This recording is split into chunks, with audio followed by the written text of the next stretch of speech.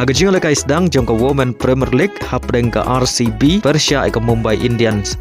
Haba pai syag negajing lekai ke RCB kalau khur ke nam job hadin bakalala ban pelim salit ya ke Mumbai Indians dan lai wicket haga bol ke bakhadu. Badia karon penjob jong ke RCB latit da ke the lekai na South Africa. Hagajing lekai FA Cup hapdeng ke Wrexham Persia ke Nottingham Forest haga negajing lekai boro arteri ki kenhon kia khai damar lai gol hadu bakut ke kendai per minit bat lai per minit ke extra time badai haga penalty shootout ke Wrexham kabele kai haga second division kalala abad pelim ya ke klub Premier League ke Nottingham Forest da sau lalai. Hagajing lekai La Liga hapdeng ke Getafe Persia ke Real Sociedad haba pai syag negajing lekai ke Real Sociedad kala khur ke nam job adin bakalala ban pelim ya ke Getafe da arla kawai badia ke gol penjob ke Real Sociedad kala yo ban tap haswa ban kut ke jinglakai kata ke menit ke kendai peu plus rew.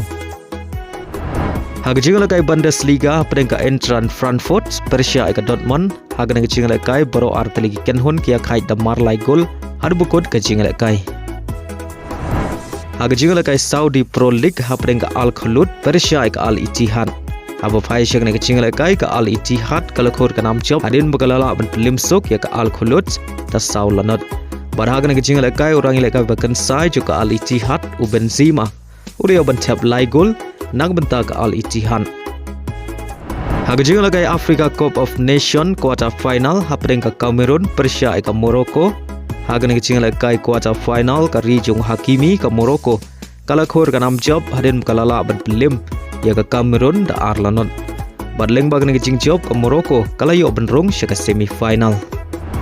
Hagawai pat ke jing lekai hapdeng ke Mali Persia ke Senegal haga ke jing lekai ke Rung Mane ke Senegal kala khur ke nam job hadin bagalala bat pelim ya ke Mali da Shigol Lanon. Badia ke Shigol jo ke Senegal yo ben tiap hak minit ke ba ar penyau.